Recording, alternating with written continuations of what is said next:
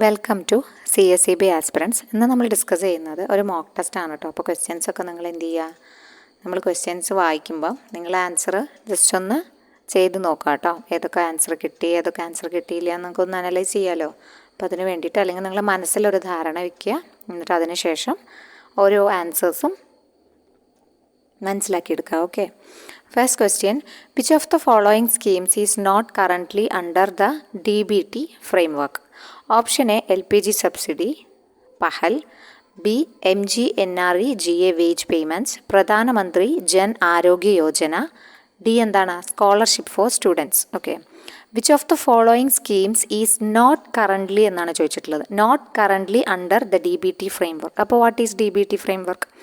Direct benefit transfer ആണ് ഈ DBT എന്ന് പറഞ്ഞു കഴിഞ്ഞാൽ. ഓക്കെ, അതായത് ഗവൺമെൻറ് ഒരു വ്യക്തിയുടെ അക്കൗണ്ടിലേക്ക്, ബെനഫിഷ്യറീസിൻ്റെ അക്കൗണ്ടിലേക്ക് ഡയറക്റ്റായിട്ട് പൈസ അയക്കുന്ന സിസ്റ്റം നമുക്കറിയാം. ഗ്യാസിന് സബ്സിഡീസ് അവൈലബിൾ ആവാൻ നമ്മളൊരു അക്കൗണ്ട് കണക്ട് ചെയ്ത് വെച്ചിട്ടുണ്ടാവും. അതുപോലെ തന്നെ ഇൻഷുറൻസ് ഓറിയൻറ്റഡ്, പിന്നെ അതുപോലെ ഇപ്പം പെൻഷൻ സ്കീമുകളുണ്ട്. അതൊക്കെ ഒരു ബെനഫിഷ്യറിയുടെ അക്കൗണ്ടിലേക്ക് ഗവൺമെൻറ്റിൽ നിന്നും നേരിട്ട് ഫണ്ട് വരുന്ന ഒരു സിസ്റ്റമാണ്. അപ്പോൾ അതെല്ലാം DBTയുടെ അണ്ടറിലാണ് വരുന്നത്. ഇതിൻ്റെ ഫ്രെയിം വർക്കിൽ പെടാത്തത് ഏത് എന്നാണ് ചോദിച്ചിട്ടുള്ളത്. ഓക്കെ, അപ്പോൾ നമുക്ക് നോക്കാം ഏതാണ്. പഹൽ എന്ന് പറഞ്ഞു കഴിഞ്ഞാൽ LPG സബ്സിഡി ആയിരുന്നു. അപ്പോൾ അതിൻ്റെ പേര് പഠിച്ചു വെക്കണം, പഹൽ എന്നാണ് LPG സബ്സിഡിയുടെ പേര്. പിന്നെ MGNRE വേജ് പേയ്മെൻറ്റ്സ്, അതായത് തൊഴിലുറപ്പ് വേതനങ്ങളൊക്കെ കൊടുക്കുന്നത് ഈ ഒരു DBT ഫ്രെയിം വർക്കിലൂടെയാണ്. പ്രധാനമന്ത്രി ജൻ ആരോഗ്യ യോജന, പിന്നെ സ്കോളർഷിപ്പ് ഫോർ സ്റ്റുഡൻസിന് സ്കോളർഷിപ്പ് ഇതുപോലെ DBT ഫ്രെയിം വർക്കിലൂടെ കൊടുക്കുന്നുണ്ട്. ഇതിൽ അല്ലാത്തത് ഏതാണ്? പ്രധാനമന്ത്രി ജൻ ആരോഗ്യ യോജനയാണ് ഇതിൽ അല്ലാത്തത് കേട്ടോ. ഓക്കെ, പ്രധാനമന്ത്രി ജൻ ആരോഗ്യ യോജന. അപ്പോൾ അതെന്താണ്? അതൊരു ഹെൽത്ത് ഇൻഷുറൻസ് കവറേജ് കൊടുക്കുന്നതാണ്, not direct transfers. Health insurance, it offers health insurance coverage, not direct transfers എന്നാണ്. അത് മനസ്സിലാക്കി വയ്ക്കുക. ഓക്കെ, ഇനി next question, which platform is used for Aadhaar based payments under DBT? Option A NEFT, option B RTGS, option C AEPS, option D IMPS. ഏതാണ്, ഏത് പ്ലാറ്റ്ഫോമാണ് ഇതിനു വേണ്ടി തിരഞ്ഞെടുത്തിട്ടുള്ളത്? അറിയാമല്ലേ, ഏത് പ്ലാറ്റ്ഫോമാണ്? ഓപ്ഷൻ സി ആണ് കേട്ടോ, AEPS ആണ്. ബാക്കിയെല്ലാം നമുക്ക് കാണുമ്പോൾ തന്നെ അറിയാം, NEFT ആയാലും RTGS ആണെങ്കിലും IMPS ആണെങ്കിലും ഫണ്ട് ട്രാൻസ്ഫറിങ് സിസ്റ്റം തന്നെയാണ്. പക്ഷേ AEPS, ആധാർ എനേബിൾഡ് പേയ്മെൻറ്റ് സിസ്റ്റത്തിലൂടെയാണ് ഈ DBT കാര്യങ്ങൾ പ്ലാറ്റ്ഫോം നടന്നു പോകുന്നത്. ഓക്കെ, ഇനി next, the DBT scheme was officially launched in India in which year? ഏത് വർഷമാണ് ഒഫീഷ്യലി ലോഞ്ച് ചെയ്ത വർഷം? 2008 ആണോ, 2010 ആണോ, 2013 ആണോ, 2015 ആണോ? ഏതാണ്? ഓപ്ഷൻ സി ആണ് ഉത്തരമായിട്ട് വരുന്നത് കേട്ടോ. 2013 ഇത് ഒഫീഷ്യലി ലോഞ്ച് ചെയ്തത് in India. Okay, next question, which of the following is not a benefit of direct benefit transfer? Not a benefit ആണ് ചോദിച്ചിട്ടുള്ളത് കേട്ടോ. Option A reduction in leakage, option B faster delivery of benefits, option C increased corruption, option D transparency in transactions. Okay, ഇത്രയാണ് options വന്നിട്ടുള്ളത്. അപ്പോൾ ഏതായിരിക്കും? Direct benefit ട്രാൻസ്ഫറിൽ benefit അല്ലാത്തതാണ് ചോദിച്ചിട്ടുള്ളത്. റിഡക്ഷൻ ഇൻ ലീക്കേജ് റിഡക്ഷൻ കുറയ്ക്കും, ഫാസ്റ്റർ ഡെലിവറി ഓഫ് ബെനിഫിറ്റ്സ് ഉണ്ടാവും, increased corruption increase ചെയ്യുമോ, അതായത് അഴിമതി കൂടുമോ അത് കാരണം? ഇല്ല അല്ലേ, അതാണ് ഉത്തരമായിട്ട് വരിക കേട്ടോ. ശരിക്കും പറഞ്ഞാൽ അഴിമതി കൂടില്ല, അഴിമതി കുറയുകയാണ് ചെയ്യുക. അത് കാരണമാണ് ഇതിന് ഇംപ്ലിമെൻറ്റ് ചെയ്യുന്നത് തന്നെ. ഓക്കെ, അപ്പോൾ ബാക്കിയുള്ളതൊക്കെ ഇതിൻ്റെ ബെനിഫിറ്റുകളാണ്. കറപ്ഷൻ ഒരിക്കലും കുറയല്ല ചെയ്യുക, കറപ്ഷൻ കുറയുകയാണ് ചെയ്യുക, കൂടുകയല്ല ചെയ്യുക കേട്ടോ. ഇൻക്രീസ്ഡ് കറപ്ഷൻ എന്നത് ഇതിൻ്റെ ബെനഫിറ്റ് അല്ലാത്തതാണ്, ബാക്കിയൊക്കെ ബെനഫിറ്റാണ്. Which government body primarily oversees the implementation of DBT in India? ഏത് ഗവൺമെൻറ് ബോഡിയിലൂടെയാണ് ഇതിൻ്റെ ഇംപ്ലിമെൻറ്റേഷൻ നടത്തുന്നത് എന്നാണ് അടുത്ത ചോദ്യം. Option A Reserve bank of India, option B Ministry of Finance, option C NITI Aayog, option D cabinet secretariat. ഏതിലൂടെയാണ് അതിൻ്റെ ഇംപ്ലിമെൻറ്റേഷൻ പ്രോസസ്സ് നടക്കുന്നത്? ഓപ്ഷൻ ഡി ആണ് ഉത്തരമായിട്ട് വരിക കേട്ടോ. ക്യാബിനറ്റ് സെക്രട്ടേറിയറ്റിലൂടെയാണ് അതിൻ്റെ വർക്കിംഗ് നടക്കുന്നത്. Next question, who implements the first model Kisan credit card scheme? ആരാണ് first model credit card? Kisan credit card, KCC, വളരെ ഇമ്പോർട്ടൻ്റ് ആയൊരു ഭാഗമാണ് കേട്ടോ. അതുപോലെ തന്നെ ചോദ്യങ്ങൾ വരണ മേഖലയാണ്. ആരാണ് ഇംപ്ലിമെൻറ്റ് ചെയ്തത്? ഫസ്റ്റ് ഇംപ്ലിമെൻറ്റ് ചെയ്തത് ആരാണ്? നബാർഡാണ് അല്ലേ? ഓക്കെ, നബാർഡാണ് first KCC model Kisan credit card scheme implement ചെയ്തത്.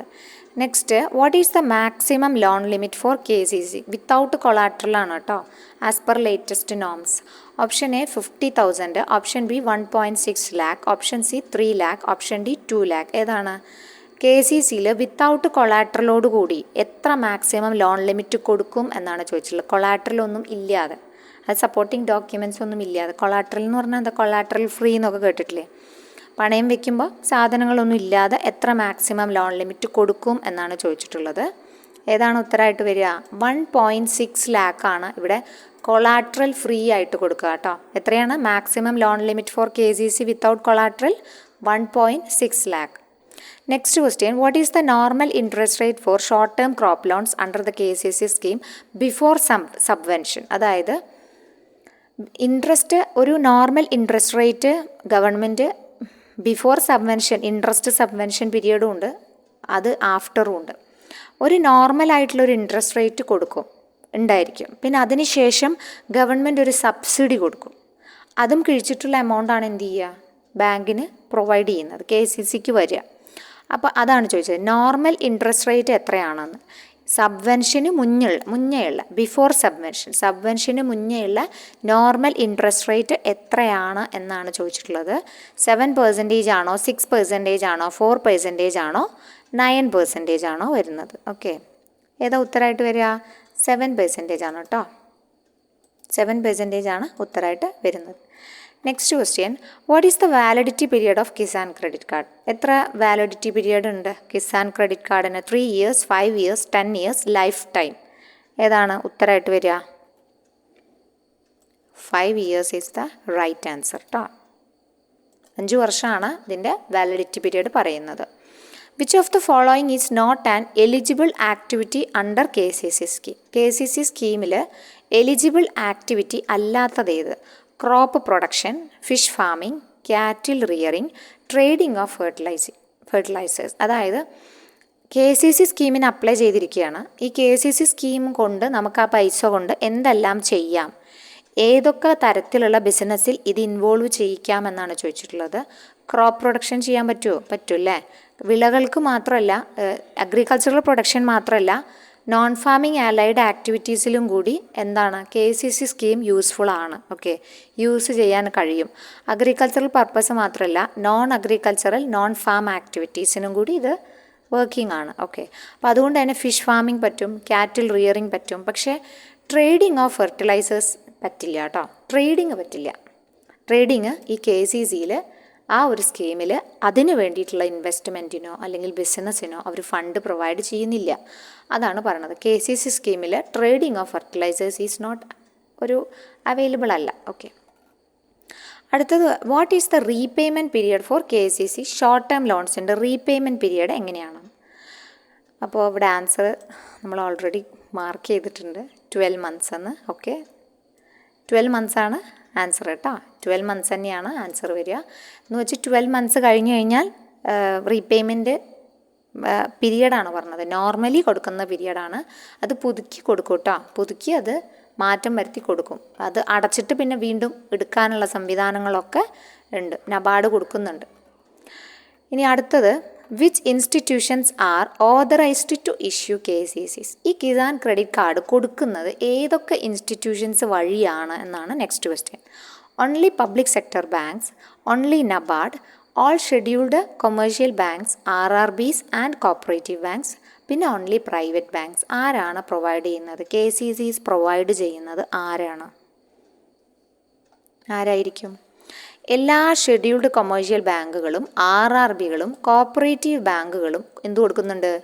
KCC കൊടുക്കുന്നുണ്ട് കേട്ടോ, കിസാൻ ക്രെഡിറ്റ് കാർഡ് കൊടുക്കുന്നുണ്ട്. Okay, next question, what is the primary role of NABARD in the implementation of the Kisan credit card scheme? Kisan credit card implement ചെയ്യുന്നതിന് നബാർഡിൻ്റെ primary role എന്താണ്? നബാർഡാണല്ലോ അത് model KCC first implement ഒക്കെ ചെയ്തത്. നബാർഡ് തന്നെയാണ് അതിന് വേണ്ടിയിട്ടുള്ള എല്ലാ പിന്തുണയും കൊടുക്കുന്നത്. അപ്പോൾ അത് ഫണ്ടുകളും കാര്യങ്ങളും അതിന് വേണ്ടിയിട്ടുള്ള ഒരുപാട് ഇൻസ്ട്രക്ഷൻസും ഗൈഡ് ലൈൻസും ഒക്കെ അവർ പ്രൊവൈഡ് ചെയ്യുന്നുണ്ട്. അപ്പോൾ അതുകൊണ്ട് തന്നെ അവരുടെ ഇംപ്ലിമെൻറ്റേഷൻ്റെ ഈ സ്കീമുമായി ബന്ധപ്പെട്ട് അവരുടെ റോൾ എന്താണെന്നാണ് ചോദിച്ചിട്ടുള്ളത്. ഓപ്ഷൻ എ പറഞ്ഞിട്ടുള്ളത് issuing KCCs directly to farmers. Direct കൊടുക്കുന്നുണ്ടോ? Monitoring international agricultural trade, policy formulation and refinancing support to banks, selling agricultural inputs to farmers. അതായത് ഡയറക്റ്റായിട്ട് KCC ഡയറക്റ്റായിട്ട് ഫാർമേഴ്സിന് കൊടുക്കുന്നത് നബാർഡാണോ? അല്ല. മോണിറ്ററിങ് ഇൻ്റർനാഷണൽ അഗ്രികൾച്ചർ നടത്തുന്നുണ്ടോ നബാർഡ് KCCയുമായി ബന്ധപ്പെട്ട്? ഇല്ല. പോളിസി ഫോർമുലേറ്റ് ചെയ്യുന്നുണ്ടോ? ഉണ്ട്. റീഫിനാൻസിങ് സപ്പോർട്ട് ചെയ്യുന്നുണ്ടോ? ഉണ്ട്. അതാണ് അവരുടെ പ്രധാന പരിപാടി. പോളിസി ഫോർമുലേറ്റ് ചെയ്യുകയും റീഫിനാൻസിങ് സപ്പോർട്ട് ചെയ്യും. റീഫിനാൻസിങ് എന്ന് വെച്ചാൽ മറ്റ് ഏജൻസീസിന് പൈസ കൊടുത്ത് അല്ലെങ്കിൽ മറ്റ് ഇൻസ്റ്റിറ്റ്യൂഷൻസിന് കൊടുത്ത് അവർ വഴിക്ക് താഴോട്ട് ഇറങ്ങുക. ഓക്കെ. ഇനി selling agricultural inputs to farmers ഉണ്ടോ? അവർ നേരിട്ടിട്ട് അഗ്രികൾച്ചറൽ ഇൻപുട്സ് ഫാർമേഴ്സിന് സെൽ ചെയ്യുന്നുണ്ടോ? ഇല്ല. അപ്പോൾ ഇതിൽ ഓപ്ഷൻ സി ആണ് കറക്റ്റായിട്ട് നമുക്ക് എടുക്കാൻ പറ്റുന്നത്. അപ്പോൾ അതുകൊണ്ട് തന്നെ option C is the right answer. Okay. Next വന്നിട്ട് നബാർഡ് റീഫിനാൻസ് ചെയ്യുമെന്ന് നമ്മൾ കണ്ടല്ലോ. Refinances which of the following institutions for issuing Kisan credit cards. ഇതിനു വേണ്ടി അവർ ആരെയാണ് തിരഞ്ഞെടുത്തിട്ടുള്ളത്? റീഫിനാൻസിന് വേണ്ടി ഈ നബാർഡ് തിരഞ്ഞെടുത്ത ഇൻസ്റ്റിറ്റ്യൂഷൻസ് ഏതൊക്കെയാണ്? Commercial banks only, regional rural banks and cooperative banks, micro finance institutions only, private money lenders. നമുക്ക് ഓപ്ഷൻസ് വായിക്കുമ്പോൾ തന്നെ അറിയാം ആരെയായിരിക്കും. ഇവിടെ RRBസിലും കോപ്പറേറ്റീവ് ബാങ്ക്സിലൂടെയാണ് ഇത് വർക്ക് ചെയ്യുന്നത്. ഓക്കെ. അവരെയാണല്ലോ നമ്മുടെ നബാർഡിൻ്റെ ഒരു അണ്ടറിൽ വരുന്ന ആൾക്കാർ. അപ്പോൾ അതുകൊണ്ട് തന്നെ അവരിലൂടെയാണ് ഇത് working. Next question which of the following functions is not performed by NABARD in the context of KCC scheme. KCC സ്കീമിൽ നബാർഡ് ചെയ്യാത്ത കാര്യം പെർഫോം ചെയ്യാത്തത് എന്താണെന്ന്? Formulation of operational guidelines for KCC അത് ചെയ്യും അല്ലേ. Direct issuance of KCCs to farmers അത് ചെയ്യുന്നുണ്ടോ? പ്രൊവൈഡിങ് റീഫിനാൻസ് സപ്പോർട്ട് ചെയ്യുന്നുണ്ടോ? Capacity building and trading to rural financial institutions. അപ്പോൾ ഇതിൽ ഏതാണ് ചെയ്യാത്തത്? ഡയറക്റ്റായിട്ട് ഒരു കാര്യം ആര് ചെയ്യുന്നില്ല? നബാർഡ് ചെയ്യുന്നില്ല. അപ്പോൾ ഇവിടെ ഡയറക്റ്റ് വന്നിട്ടുള്ളത് ഡയറക്റ്റ് ഇഷ്യൂവൻസ് ഓഫ് KCC ഡയറക്റ്റായിട്ട് അവരല്ല കൊടുക്കുന്നത്. ഓക്കെ. അവർ പറഞ്ഞല്ലോ നമ്മുടെ RRBസിലൂടെയും കോപ്പറേറ്റീവ് ബാങ്ക്സിലൂടെയും മറ്റ് കൊമേഴ്ഷ്യൽ ബാങ്കുകളിലൂടെയൊക്കെയാണ് ഇത് പ്രൊവൈഡ് ചെയ്യുന്നത്. അല്ലാതെ നബാർഡ് ഡയറക്റ്റ്ലി എന്ത് ചെയ്യുന്നില്ല? KCC ഇഷ്യൂ ചെയ്യുന്നില്ല. ഓക്കെ. അതാണ് പറഞ്ഞിട്ടുള്ളത് കേട്ടോ. അപ്പോൾ അതിൽ പെർഫോം ചെയ്യാത്ത ഫംഗ്ഷൻ അതാണ്. Next NABARD introduced KCC scheme in which year along with RBI. RBIയുടെ സപ്പോർട്ടോട് കൂടിയിട്ട് KCC സ്കീം എന്നാണ് ഇംപ്ലിമെൻറ്റ് ചെയ്തത് എന്നാണ് ചോദിച്ചിട്ടുള്ളത്. 1995, 1998, 2001, 2005. ഏത് വർഷമാണ്? 1998 ഇമ്പോർട്ടൻ്റ് ആണ് കേട്ടോ. 1998 കാലഘട്ടത്തിലാണ് ആരിത് ഇംപ്ലിമെൻറ്റ് ചെയ്യുന്നത്? നബാർഡ് ഇംപ്ലിമെൻറ്റ് ചെയ്യുന്നത്. Next NABARD periodically revises guidelines related to KCC in consultation with which of the following institutions. പീരിയോഡിക്കലായിട്ട് ഗൈഡ് ലൈൻസ് റിവൈസ് ചെയ്യാറുണ്ട്. ആരോടാണ് കൺസൾട്ടേഷൻ നടത്തുന്നത് നബാർഡ് ഈ ഒരു കോൺടെസ്റ്റിൽ? Indian council of agriculture research ആണോ? നീതി ആയോഗിനോടാണോ? റിസർവ് ബാങ്ക് ഓഫ് ഇന്ത്യയോടാണോ? ഫുഡ് കോർപ്പറേഷൻ ഓഫ് ഇന്ത്യയോടാണോ? തീർച്ചയായിട്ടും നിങ്ങൾക്ക് അറിയാം. RBI അറിഞ്ഞിട്ടാണ്, RBIയുടെ അറിവോടുകൂടിയും പെർമിഷനോട് കൂടിയിട്ടാണ് ഇവർ എന്ത് തുടങ്ങിയത്? KCC സ്കീം തുടങ്ങിയത്. അപ്പോൾ അതുകൊണ്ട് തന്നെ RBIയോട് പീരിയോഡിക്കലി ഗൈഡ് ലൈൻസ് റിവൈസ് ചെയ്യാനും അതുമായി ബന്ധപ്പെട്ട കൺസൾട്ട് ചെയ്യുന്നതും ആരുമായിട്ടാണ്? നമ്മുടെ RBI ആയിട്ടാണ് കേട്ടോ. Next what kind of support does NABARD provides to banks for KCC loans. KCC ലോൺസിന് എങ്ങനത്തെ സപ്പോർട്ടാണ് പ്രൊവൈഡ് ചെയ്യുന്നത് എന്നാണ് നെക്സ്റ്റ് ക്വസ്റ്റ്യൻ വന്നിട്ട്. എന്താണ് ഓപ്ഷൻസ് നോക്കാം. ഡയറക്റ്റ് ലോൺസ് ആണോ? Refinancing support at concession rates ആണോ?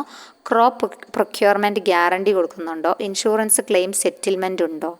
എന്തെല്ലാമാണുള്ളത്? റീഫിനാൻസ് മാത്രമാണ് പ്രൊവൈഡ് ചെയ്യുന്നത് കേട്ടോ. കൺസെഷൻ റേറ്റിലുള്ള റീഫിനാൻസ് മാത്രമാണ് ആര് പ്രൊവൈഡ് ചെയ്യുന്നത്? KCCയുമായിട്ട് ഡയറക്റ്റായിട്ട് ലോൺസ് ഒന്നും പ്രൊവൈഡ് ചെയ്യുന്നില്ല. ആര്? നബാർഡ്. ഉണ്ടോ? ക്രോപ്പ് പ്രൊക്യൂർമെൻറ്റിന് ഗ്യാരണ്ടി കൊടുക്കുന്നുണ്ടോ? ഇൻഷുറൻസ് ക്ലെയിം സെറ്റിൽ ചെയ്യാമെന്ന് പറയുന്നുണ്ടോ ഈ ഒരു സ്കീമിൽ? ഇതൊന്നുമില്ല. റീഫിനാൻസ് സപ്പോർട്ടാണ് കൊടുക്കുന്നത്. കൺസെഷൻ റേറ്റിൽ റീഫിനാൻസിങ് അവൈലബിൾ ആണ് under this scheme.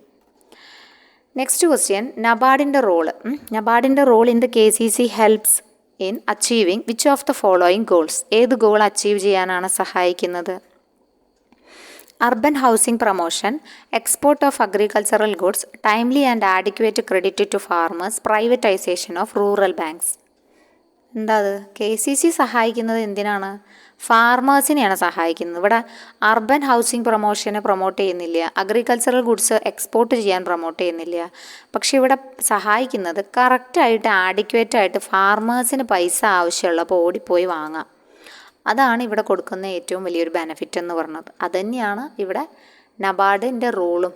Okay, next, the primary objective of the KCC is to, എന്താണ് പ്രൈമറി ഒബ്ജക്റ്റീവ്? KCCയുടെ പ്രൈമറി ഒബ്ജക്റ്റീവ് എന്താണ്? Offer farmers access to short term credit for crop cultivation. Crop കൾട്ടിവേഷന് അതായത് ഇതിൻ്റെ benefits ആണ് പറഞ്ഞിട്ടുള്ളത് അല്ലേ. പ്രൈമറി ഒബ്ജക്റ്റീവ്സ് എന്ന് പറഞ്ഞാൽ ഷോർട്ട് ടേം ക്രെഡിറ്റ് കിട്ടുന്നു ക്രോപ്പ് കൾട്ടിവേഷന്. പോസ്റ്റ് ഹാർവസ്റ്റ് എക്സ്പെൻസ്, അതായത് ഒരു കൃഷിക്ക് മുന്നേ തന്നെ ധാരാളം ചിലവുണ്ടാവും, നിലമൊരുക്കൽ, അങ്ങനത്തെ ഒരുപാട് കാര്യങ്ങളുണ്ടാവും. പ്രീ ആയിട്ടും ഉണ്ടാവും, പോസ്റ്റ് ആയിട്ടും ഉണ്ടാവും അല്ലേ. അപ്പോൾ ഈ രണ്ട് തരത്തിലുള്ള, അത് കഴിഞ്ഞ് കൃഷി കഴിഞ്ഞിട്ടും ചിലവുകളുണ്ട്, കൃഷിക്ക് മുന്നേയും ചിലവുകളുണ്ട്. അപ്പോൾ ഇത്തരത്തിലുള്ള ചിലവുകളൊക്കെ മീറ്റ് ചെയ്യാനും ഇത് ഹെൽപ്ഫുള്ളാണ്. പിന്നെ ഓപ്ഷൻ സി വന്നിട്ട്, ഇവിടെ സി മിസ്സിങ് ആണ് കേട്ടോ. ഓപ്ഷൻ സി വന്നിട്ട് എന്താണ്? Agricultural allied activities. Agricultural allied ആക്ടിവിറ്റീസും പിന്നെ അതുപോലെ തന്നെ investment credit allied and non farming activities, ഇതിലൊക്കെ ഈ ഒരു KCC ഉണ്ടോ എന്നാണ് ചോദിച്ചിട്ടുള്ളത്. തീർച്ചയായിട്ടും ഉണ്ട്. ഇവിടെ ഓൾ ഓഫ് ദീസ് ആണ് കേട്ടോ. അപ്പോൾ ശരിക്കും കിസാൻ ക്രെഡിറ്റ് കാർഡിൻ്റെ ഒരു ബെനിഫിറ്റ്സ് അല്ലെങ്കിൽ കിസാൻ ക്രെഡിറ്റ് കാർഡ് എന്താണ്, ഏതൊക്കെ ഏരിയയിലാണ് വർക്കിംഗ് എന്ന് ചോദിച്ചാൽ ഇതെല്ലാം ഉണ്ട്. നോൺ ഫാം റിലേറ്റഡ് ആക്ടിവിറ്റീസും ഉണ്ട് കേട്ടോ. അത് പ്രത്യേകം നോട്ട് ചെയ്യണേ. നോൺ ഫാം റിലേറ്റഡ് ആക്ടിവിറ്റീസിൻ്റെ കാര്യം ഒന്ന് നോട്ട് ചെയ്തേക്കണം. Offer farmers access to short term credit for crop cultivation, post harvest expenses meet ചെയ്യാൻ സഹായിക്കും. അഗ്രികൾച്ചറൽ അലൈഡ് ആക്ടിവിറ്റീസ് ഉണ്ട്. ഇൻവെസ്റ്റ്മെൻറ്റ് ക്രെഡിറ്റ് ഉണ്ട്. ഇൻവെസ്റ്റ്മെൻറ്റ് ക്രെഡിറ്റ് എന്തിനു വേണ്ടിയിട്ടാണ്? For allied and non farm activities. Allied activities and non farm activities രണ്ടിനും കൂടിയാണ് investment credit കൊടുക്കുന്നത്.